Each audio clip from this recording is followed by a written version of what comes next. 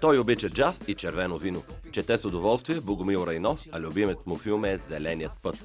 Израснал е в центъра на София, на улица Позитано, близо до Солни пазар. Завършва Националната гимназия за древни езици и култура, а студентския му живот е едва няколко семестъра. Има приятелка, има и малка дъщеря.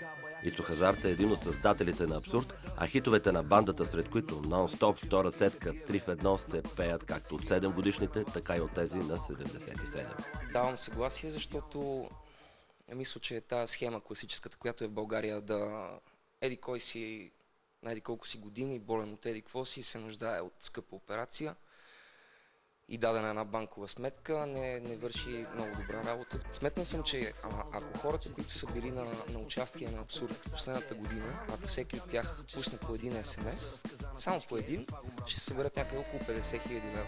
Аз имам уверението на хората, които правят това шоу, че тук няма да се набляга на това кой какви звуци издава докато спи или на простотията въобще, на това, заради което общо взето нормалните хора не харесват Big Brother. Аз ще се наблегна на това да се покаже, че има хора, които наистина сами няма как да си помогнат.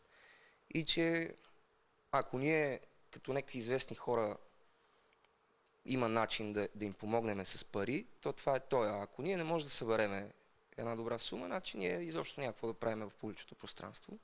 Така че мисля, че всичко ще е наред. Ви Brother 3 тръгва в ефира на Нова телевизия през март.